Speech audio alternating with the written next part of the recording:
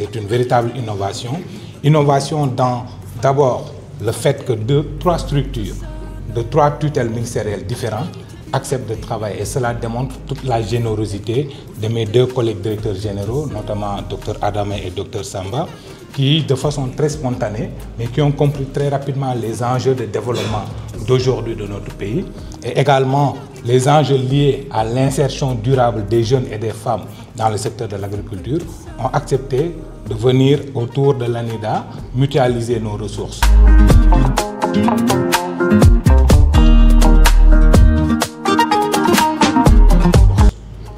L'aquaculture était déjà présente dans nos fermes, mais aujourd'hui, avec l'expertise de l'ANA, on peut développer cette activité. Le poisson joue un rôle important dans notre système alimentaire.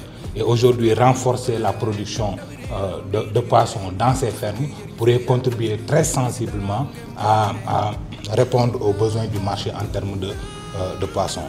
Donc c'est un ensemble de résultats attendus à travers ce projet très innovant.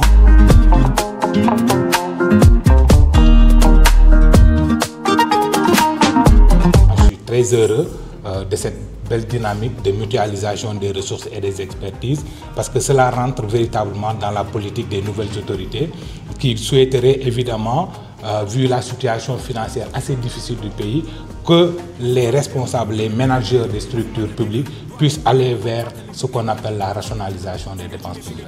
Et cette initiative rentre également dans ce sens, d'autant plus que des infrastructures hydro-agricoles existent déjà avec l'ANIDA. Avec l'expertise de l'ANA, on va développer l'aquaculture, et le tourisme, avec un peu de moyens, on va quand même rendre l'environnement des fermes beaucoup plus attractif, et ainsi on va pouvoir offrir aux Sénégalais un nouveau concept de tourisme, donc un tourisme agroécologique autour de cette ferme, sans pour autant débourser beaucoup d'argent.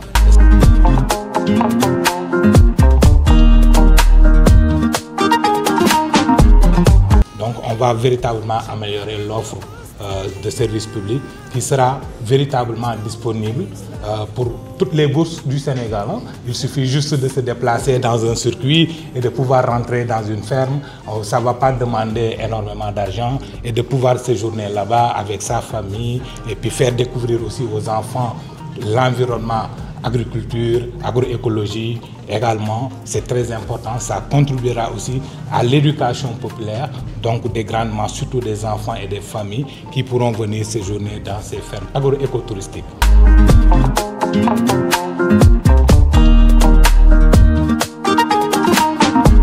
L'essentiel, ce n'est pas véritablement l'argent. L'essentiel, c'est comment impacter positivement la vie des populations rurales, de pouvoir véritablement faciliter l'insertion des jeunes et des femmes dans le monde rural, de pouvoir leur fixer dans leur territoire, en fait de renforcer le sentiment d'appartenance de ces gens-là à leur territoire. Et c'est hyper important pour nous, et c'est cette façon de faire un développement endogène porté par et pour les populations à la base. Je pense que c'est une belle façon de montrer que le développement du Sénégal devrait être porté, comme l'ont dit nos autorités, par nous-mêmes et pour nous-mêmes.